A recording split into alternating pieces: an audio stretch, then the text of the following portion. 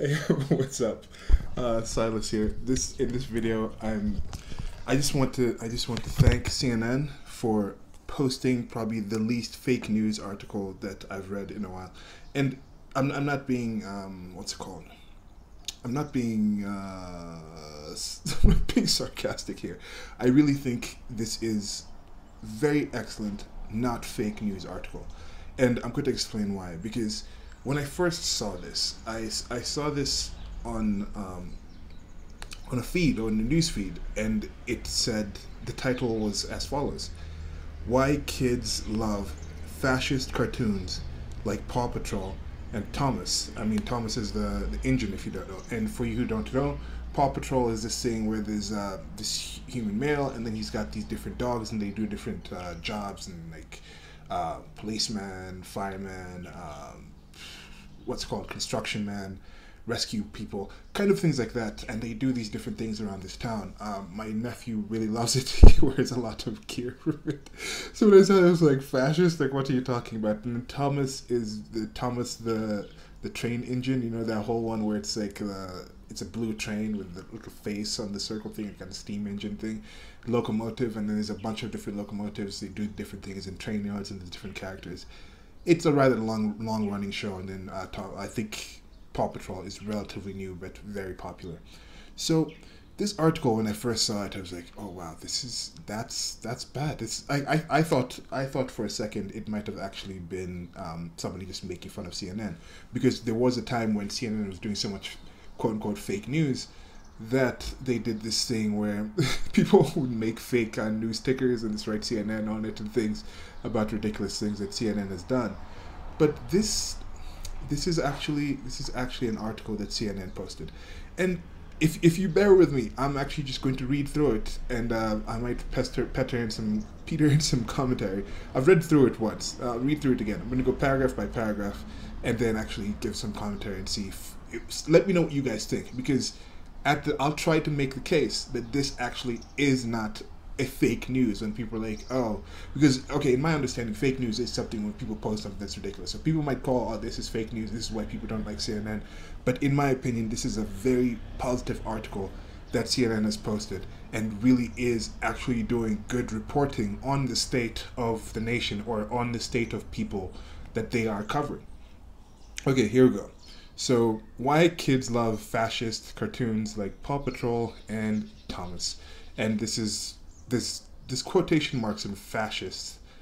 This just a single quotation marks, and then Paw Patrol has it for the actual, because it's a title and that's how you do it. So with the quotes on fascist, when you actually come to the article, they're there, but when you go to the actual link, it doesn't show up there. Now that could be something that they edited. That could just be something with the code. Because it says updated at 11:03 Greenwich Meridian time in December 22nd. So it was posted yesterday, I think. But yeah, here we go. So, first paragraph. Parents like to see themselves as purveyors of possibility. We want our children to inhabit a world in which identities are both mutable and equal, and imagination and empathy reign supreme. Now, from the open here, parents like to see themselves as purveyors of possibility. How many parents want to do this? I mean, this just goes in and says, like, purveyors of possibility. I think a lot of parents actually want to protect their kids. I know I'm not a parent yet, but with my nephew, I'm not quite sure if I want to be a purveyor of possibility for him, rather than just raise him to be, help in his process of being secure and being raised into an adult and surviving life, and being able to actually just work out there and pass on some knowledge. So I guess in a sense that may be a purveyor of possibility, where it's like once he's in that position, he's a full-fledged adult and he can do a lot of different things. But when it comes here, identities are both mutable and equal. I'm not quite sure if that's something that I want there, because I definitely don't think all identities should be equal, because there's some things, if you're a bad person, for example, you shouldn't be treated in the same way. If you don't treat people in a positive way, that should not be equal to something else. And then also this equal thing, what is this? Is this whole equality thing being used over and over again? I think this is what I'm saying. This is where the start of this is actually a really good news article. it's starting to show you how some people actually use these words and view the world in this way, and it makes really good sense of why this is happening. So mutable, liable to change. All identities are liable to change. Now, how are identities liable to change? When you're growing up and you learn new things, you do change somewhat, but there's a lot of core things that are stuck in your mind. Like, unfortunately, I'm making my way through, not unfortunately, I think it's fortunate to actually know this material, making my way through this book, the roots of war and violence in child abuse, and it's showing how things that happened as a kid can stick with you for the rest of your life. And I think some people are avoiding that. What happened to them as their kids has stuck with them for their whole life.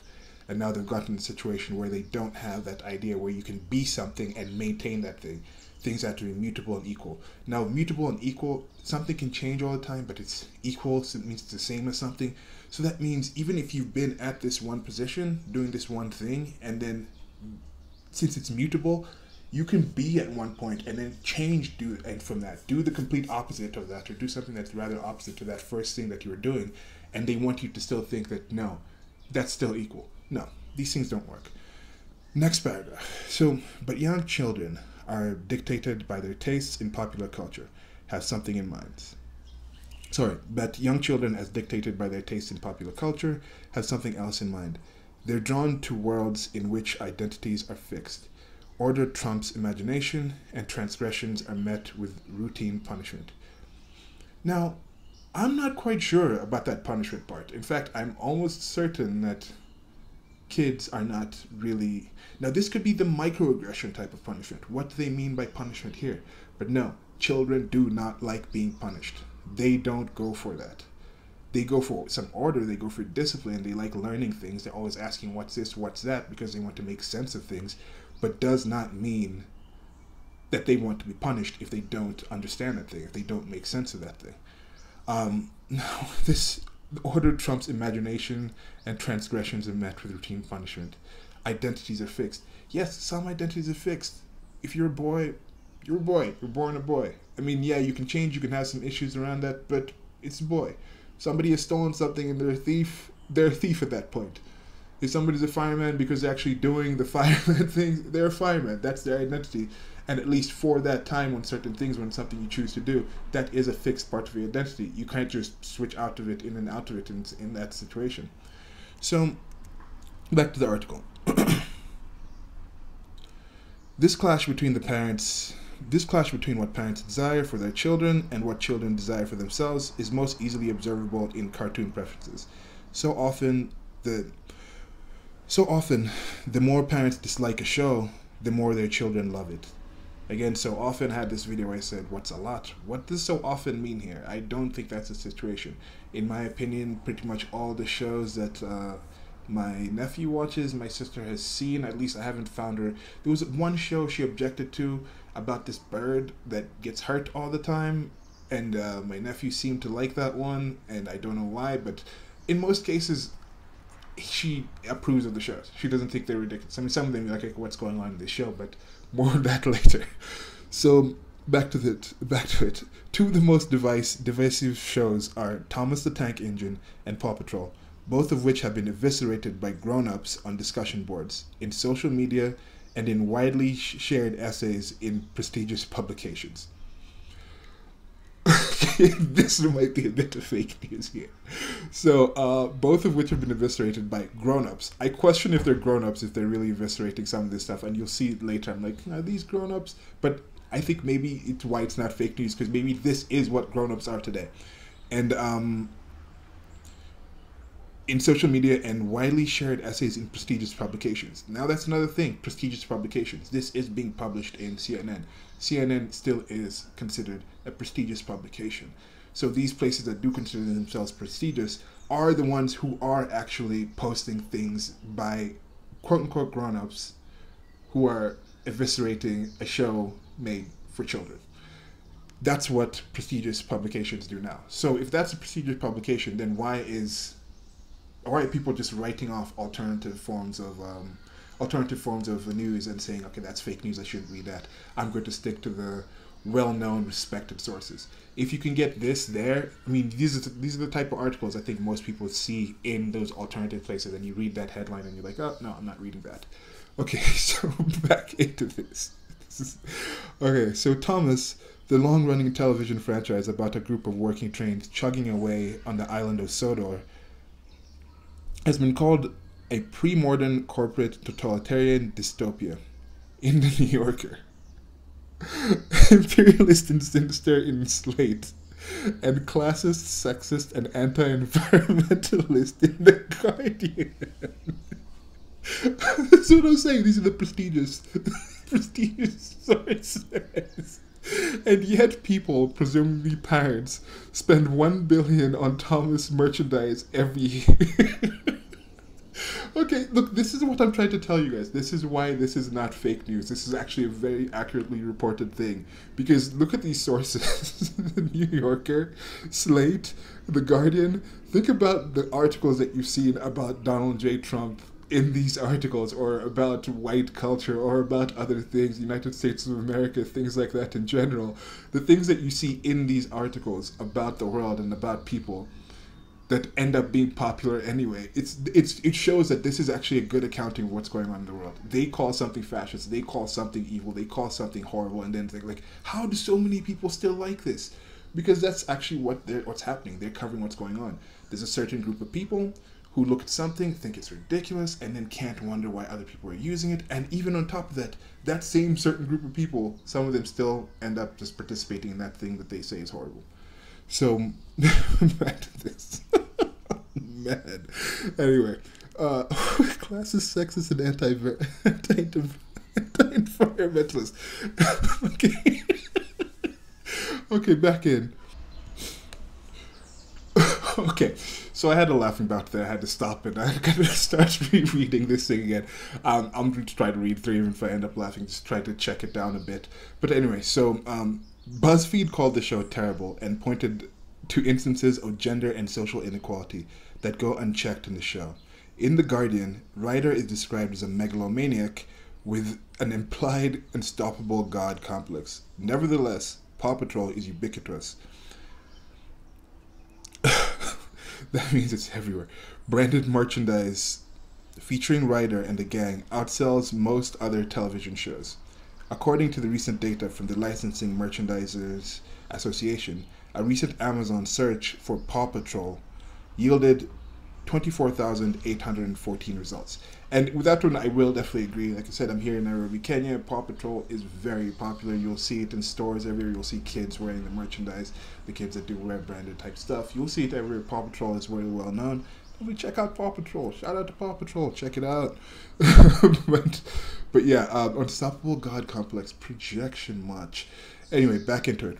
So it's tempting as a parent, especially those of us who are aghast at contemporary politics, to be disturbed by the notion of our children turning for a regular dose of primary colored authoritarianism. Whatever happened to free to be you and me? So that's it right here. This is the part where it was like, okay, yeah, this actually is a well-reported article. This is actually something that's very well showing the state of some people's minds, because that's what you do in an article. You go to a situation, you go to a location, and then something happens, and then you try, in my opinion, this is what reporting is, and you try to report what exactly has happened, as close to, you try to give the people who are reading or listening to what you're doing as good an idea of that thing that's happening at that location. And this is a good idea. This gives people, I think, a very good idea. It gives me a good understanding of what certain people in the world think about. The words that they use. What do they mean when they use these words? How can they act the way they do? How do they go along with the world if they say it is the way that they do? And this article excellently does that. So back in here, like you say, especially those of us who are aghast at contemporary politics. As I said, this is part of the whole politics situation. So back into it. I mean, it's not part of the politics situation, but it's the same group of people who are talking about microaggressions, who are talking about resist, who are out there talking about Donald J. Trump is going to destroy the country, he's the end of the world, he's a fascist, punch the fash. These are those kind of people. And yes, these people do have kids. But back into this. But rage as we might, these shows are a source of comfort for our young children. Those id-driven brains seek out order, stability, and even punishment in their entertainment. Is this a repeat of a thing? Is that... no, wait, what? No, did I skip something?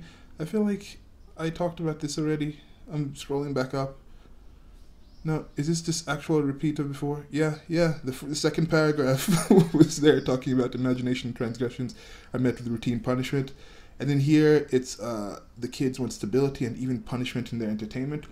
Again, look, I have a series, Hands Up Don't Hit, on where I want to just talk about different forms of child abuse and things. The series on Black Lives Matter, I was talking about how some of these things mostly come from different forms of abuse that people have had.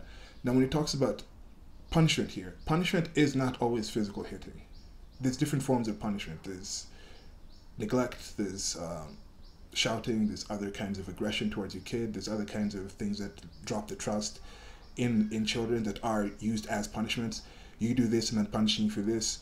Or parents going out and saying things like, oh, I'm doing this because you did this, and they do something the child didn't like, and that's a form of punishment. And I think some of these people have internalized this, and they're projecting this onto their kids, saying, yes, my kid likes punishment. No, they don't like punishment.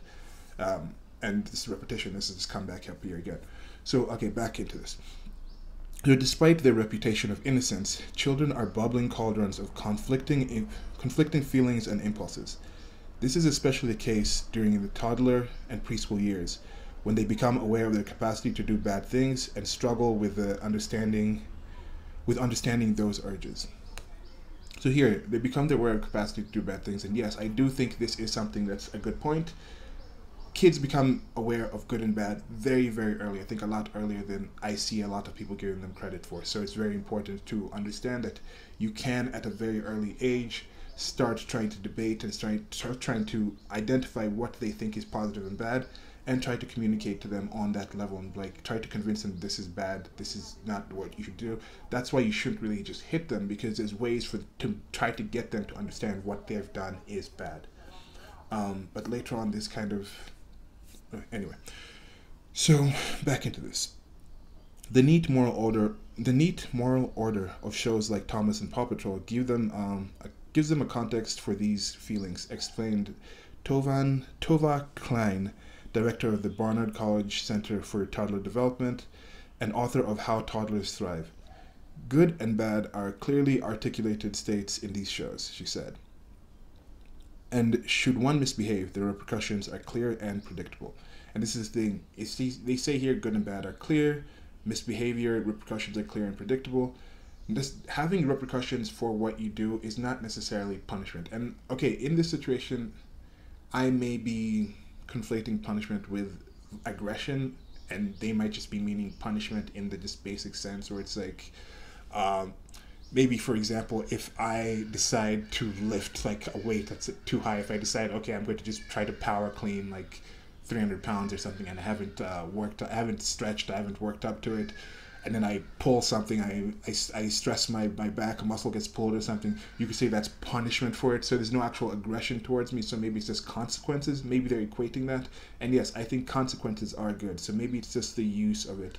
And you see when here they say repercussions are clear and predictable, and with the usage here, yes, I do understand that. I think it's good to give kids repercussions where you say, you do X, this is going to result. You pick to major in this, that is not that monetarily, that is not that high in demand in the market, you are not going to achieve a salary that's matching people who have picked something that could be harder to study but is in higher demand. Those are the repercussions for your decisions. So I think that's a positive thing to have here. Okay, so back into this. These shows also help children navigate their paradoxical relationship with power. On one hand, they desperately want some power. Watching the pups in Paw Patrol go on a mission, or the trains in Thomas, being useful allows them to feel as though they have an important role to play. I agree with this. Yes, I think kids do they like growing up, they like being able to do things, and a lot of times they'll say, oh, let go, like, let me do this on my own, but then they also have situations where they're like, feed me, or stuff like that, so it's kind of a back and forth with kids, and it's an enjoying time. But yeah, so back into this. On the other hand, children take comfort in the idea that someone is in charge. To them, Ryder isn't a megalomaniac, and Sir Topham Hatt of Thomas isn't a neo-colonial autocrat. They're just the guys delegating responsibilities to their eager inferiors. And the fact that these leaders, both white males, look like most figures in position of authority in the real world is not lost on children. Cringe. So, as they said, this is a very ubiquitous show. It's all over the place. It's here in Africa. People in Africa, kids in Africa, kids in Kenya, they watch Paw Patrol. They don't think these are white males. This is absurd. But this is what people actually think. People actually do out there and think if somebody sees this, all the people and most figures in positions of authority in the real world are white males. Well, no. In most of these households, the female is one controlling the household, raising the household, especially when you go outside the United States. I think it might still be that way in most of the United States because most of the United States isn't the cities and things like that, and you still have moms at home taking care. And kids do experience, most kids, their majority of authority situation, they're not looking at the rest of the world. A kid doesn't turn on the television and see Donald J. Trump and think, oh, Trump is this. And that's why during the political things, people were posting, oh my God, like, Trump won and my 4-year-old and my 6-year-old was crying. I'm like, your 4-year-old and 6-year-old should not be looking at Trump as an authority figure. Why does she even have that in her scope? That's because you are doing something as a parent. No, most kids, they're gods. They are literal God. Their literal gods are their parental figures. So if their literal God neglects them, that's a horrible thing to them. But that's their authority figure. And in most cases, that authority figure is a female. So first of all, it's not a white male, it's a female. If they're agreeing that this show is ubiquitous and it's all over the place, there's massive amounts of the population, I think 40% of the population in the United States of America, or 35%, is not white. So in any, even if you're talking about the white Hispanics, I think it's still 40% or something. No, maybe. I think it's like 35% then if you're counting the white Hispanics. But anyway, these group of people, those kids in those families, they look at their mom as their main authority figure, their parents. So those people don't look, they have uncles, aunties, they have people in the communities. We already know that there's segregation in communities. People kind of go with similar races, hang out together, live together. So this whole idea that children are looking at most of the leaders in the world as white males is it's ridiculous. It's not true. This is not the way things happen. Now, if you have a parenting style where authority figures from outside, the politicians or whatnot you want to say, are actually the ones who are standing in as authority figures to your children, that's something about your parenting. That's not the kind of situation. And I even don't think your kid says that. Your kid still defers to you as the authority, and they might see you deferring to these other authorities. They might still view you as the God, but they understand there's a pantheon of gods, because my God keeps freaking out about this God named Donald Trump. My God keeps freaking out about Trump and watching him on the TV, and every time my God sees this apparent figure, this apparent God emperor on the television, they freak out and have a little breakdown. So I must also be aware that even though this is my God that I care for, my parents, my mom, every time she freaks out when she sees this other being, that must mean that somehow that God is somehow above it. I think at most that's how it works. But anyway, back into this. So children know that there are a lot of scary things in the world, and there are a lot of bad things that can happen. And these shows make them feel like they could be part of fixing it, Klein said. But they know at some level that they can't take care of things solely on their own, and being a part of a team makes them feel safe. Among these cartoons, many critics exist, a subgroup of parents who are okay with some of the degree of autocracy and Manichaean dualistic politics, but just wish they would be presented with more nuance. Again, that's very accurate to how the world looks. I think most people are just like, yeah, okay. Even most people who say they have issues with something are in general okay with it because they don't just leave the country. They often say, yeah, we just want a little more nuance. We're just asking for this small little change, just micro changes. Back into it. That's not so easy, however, explained Yalda T. Ulz, a research scientist who studies children and media at the University of California, Los Angeles, and for the nonprofit Common Sense Media. Rigidness and simplicity of narrative in children's shows is really important because it's in the real world so much is going on and young children aren't really capable of abstract thought. So you see over here, young children aren't really capable of abstract thought. And then above, they were talking about how kids at a young age can understand good and bad when they've done good and bad. And I think this is the kind of thing, this is something I disagree with. I do think, in a sense, kids are capable of abstract thought very early. First of all, their imaginations are very great. They can imagine different things, learn new ideas, put new concepts together. And I think their world probably is pretty rather abstract when they're going around things, and then how do they piece things together and make sense out of this jumble, all these new things that they're being experienced. So I do think kids might have a better ability at abstract thought than some people give them credit, or at least that's being mentioned here. So back into it. Old says preschool age children pay close attention to social cues on status, all in an attempt to figure out where they stand.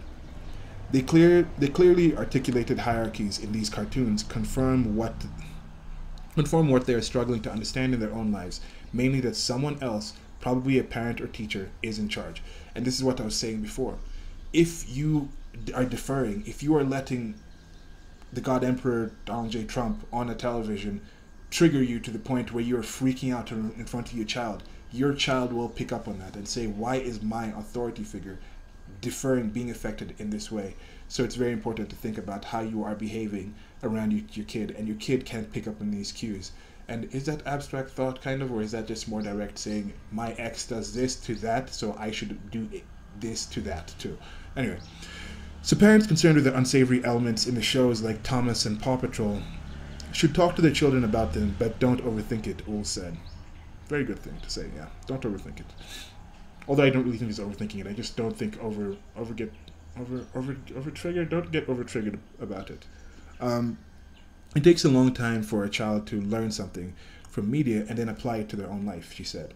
For example, children won't immediately take up bullying just because they saw it go unpunished on television. Catherine D.M. Clover, a mother of a 2-year-old in Detroit who occasionally watches Thomas, struggles with whether she should use the same criteria to judge her child's TV preferences as she does her own. No, you should not. I think there is a fine line that parents walk when it comes to media. Obviously, there are some things that are going to be totally off limits, and some things that are more in the I don't love it, but whatever territory. Thomas feels like a very difficult call. Is this harmful, or is it just not to my taste? I think that's a good question to ask yourself in a lot of situations, even when you're talking about politics. Is this truly harmful, or is it just not to my taste? As I said in that video, is Trumpophobia as real as Islamophobia? Are the things you're worried about, both Islam and Donald J. Trump, truly harmful, or are they just against your taste? Some things, very good arguments, very good proof to say this actually is harmful. I think most of it is just against your taste. Back into it. He said that for now, she lets him occasionally watch the show because Thomas is so close to the line. And as a socially conscious parent, there are so many things that are way over it. Saida Shabazz, who is based in Los Angeles, said she has no qualms letting her 4-year-old watch Thomas, which is his favorite thing in the entire world. I think it's evolved a lot over the years, which is why I don't really agree with this fascist label, she said. I think the characters show empathy more, and friendship is a bigger theme. And not for nothing, they're trains. Order and doing as you're told is important to running a successful train line. And that's a good point. They're trains. They actually run on train tracks. They can't just go off the rails. They actually have that term. Don't go off the rails. When they say go off the rails, that means you're going crazy and you're going like out of control. And speaking of out of control, that Amtrak train crash thing. I saw somebody post something about, like, Speaker Ryan said something about defunding the... No, he said something about thoughts and prayers about the crash, and then someone's like, oh, your party tried to defund the what's it called? Defunded Amtrak over the last couple of years, or last decade or something, so your thoughts and prayers mean nothing.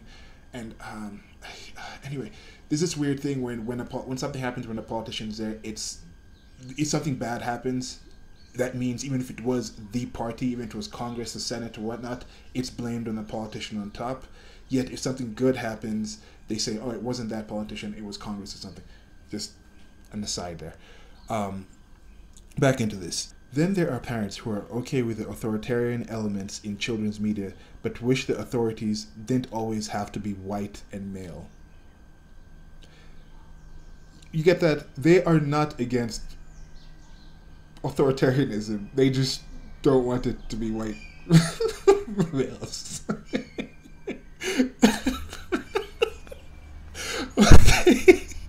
I watched Paw Patrol once with my daughter, and on that episode, Sky volunteered for a mission, and then Ryder picked 2 male pups, said Rebecca Pajak, a mother of a 2-year-old and a 1-year-old in Chicago. Sky is the only female in the core team of 6 rescue pups on the show. I remember thinking, there is a glass ceiling in this cartoon. Okay, see here. This is why I'm saying this is good reporting, because this actually happens. Something like that happens. They already admitted that this is the only female, so I think it's like 1 out of 7 in this situation. These characters also tend to have very specific actual roles. One is like a policeman, one is like a construction person, one is like a pilot or something. So depending on the mission, it could be very specific to the occupations or specialties these characters have, and then also just chance in a situation where you have.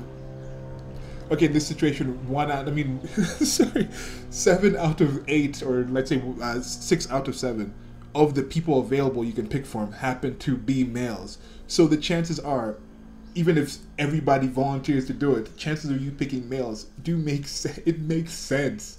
I mean, this is the ratio. This is the thing of just numbers. And despite that, this is what happens. People say there are glass ceilings in situations where it just happens to be more males decide to enter this field. So even if there's few females saying, I want to take this job, chances are more males will be picked. They also no mention here of what sort of mission it was, to set into context and see, was this a mission specific thing? Was this choice made because this was maybe in the mountains somewhere and we needed like the pilot Paw Patrol person to fly up there, and the female Paw Patrol person might be, I don't know, like a boat or something. I don't know. So yeah, back into this. The glass ceiling in this cartoon. Okay, like many parents struggling with their children's media choices, Pajak doesn't want to get in the way of something that her daughter enjoys, and she really enjoys Paw Patrol. But the concern about her daughter absorbing patriarchal messages lingers. I don't want to think one cartoon is going to shape her, but if she sees 10 cartoons, then I do have a concern. It's systemic. What is this all telling her collectively? And this is the thing, the collectivist mentality, the systemic thing. I think it's very good to put this in this context. So when people are talking about issues in daily life, they're talking about the systemic problem that's going on in police. Think about this. Remember this article. This is the same level of thinking and understanding that they're talking about. They're talking about something like what happens in Paw Patrol. They're viewing something like that in the police, and they're thinking that's why it is a systemic issue. It's not systemic in I don't want to say the true sense, but in their definition, this is how they use these terms. This is the level it has to achieve. This is the micro definition. This is a micro achievement. It reaches this point, and then it's already something that they're like, yes, this is actually to that point. Okay. Wow. Coming to the end here. So, here's an idea, gratis, for the creative team behind Paw Patrol and Thomas. Should they want to broaden their appeal to parents without alienating their fan base, Ryder and Sir Topham Hatt retire and are replaced by the equally domineering sisters.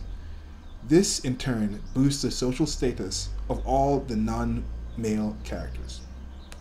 Children would still get the satisfaction of immersing themselves in an orderly universe where rules are rules, and everyone is in his or her place, just without the white guy on top. So that's it. What do you guys think? I mean, this is what I'm saying. This is the kind of level.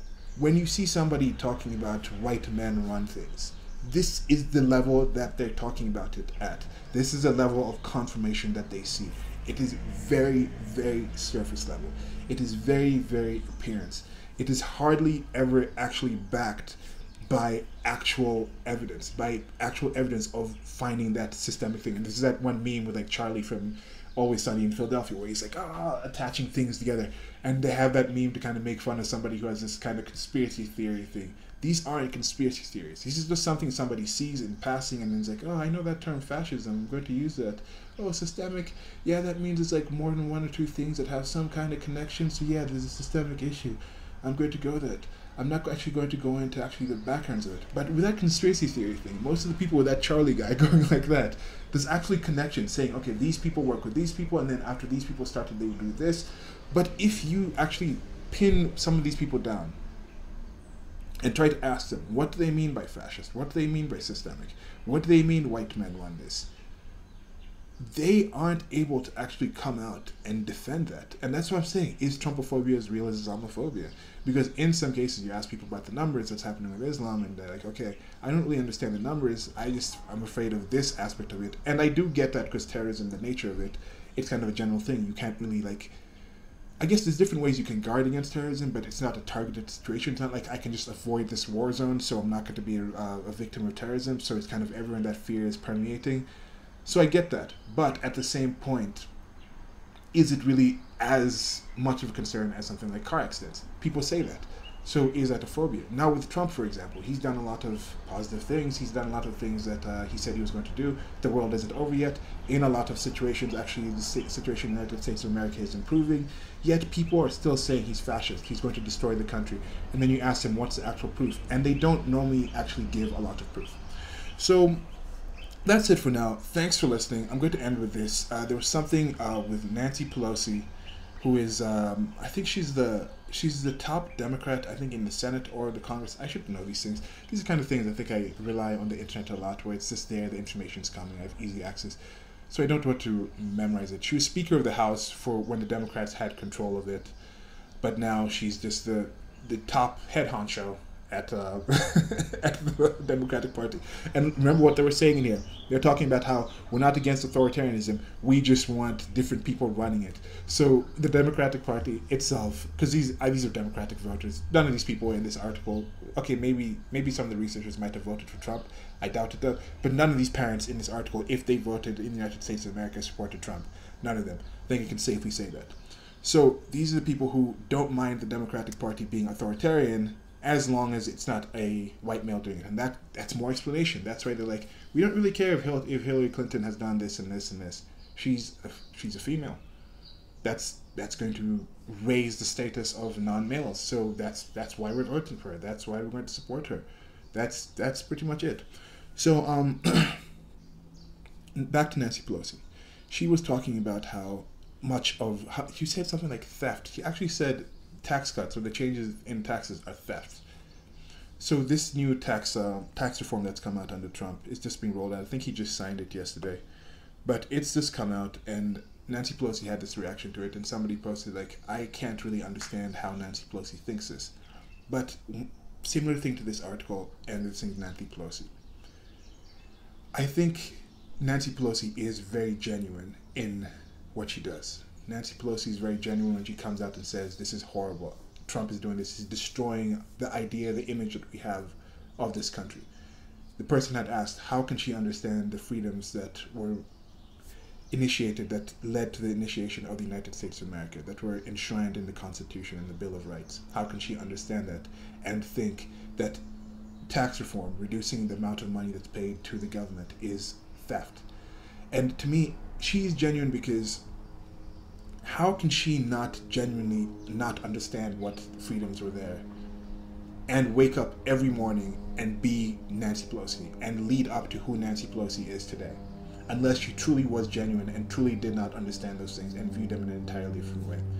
And I added an analogy or something to visualize it, where it still is amazing to see these things. It still is astounding to see her, but not in the sense where it's like, oh, it's astounding that she's saying this even though she can't believe this. No, it's astounding that she can believe that because it's facts. It's what's actually happening. this article is actually what's happening, and that's why it's astounding in the same way. It's astounding like going to Niagara Falls, which is this massive waterfall. If you understand the river that leads to those falls, and then you add your experience of gravity, understanding what gravity is, just having your lived experience with it, you see that, and you still see the majesty, you still see these massive falls. You understand what's going on to a general idea of it, but it still is astounding. And that's how this article was to me. Where it's like, look, I've been following politics, I've been following the social atmosphere, following the social climate, and I've been seeing different things, and like, okay, this makes complete sense. I now understand why this is that way. I can see why certain people freak out at certain things, because they see these things everywhere. And as I mentioned, I do think a lot of these things do come from childhood and do come from the different way different societies are treated. I'm going to be doing a separate video on that audiobook, just kind of introing it and just staying apart and kind of leaving a link to it. I'll also leave a link to this article below and also that audiobook, because I think people should check it out whenever they can. And that's another thing with this audiobook. It came up and somebody was like, oh, I can't believe more people haven't listened to this. And it's my opinion that, yes, the world actually makes more sense that a lot of people haven't listened to this. Because if a lot of people had listened and absorbed this material of how important it is and how you treat children and what the effects that it has in the rest of their life, and they understand it, I think the world would be a lot better place. So the fact that the world has the problems now makes complete sense when you understand that people haven't really absorbed this material. But yeah, that's it for now. Like, share, and subscribe. Links below to the merchandise store, the links that I mentioned as well. Check out this article. Let me know what you guys think. Thanks for watching the video. I know this is longer, so I had to read the whole thing. But that's it. Goodbye.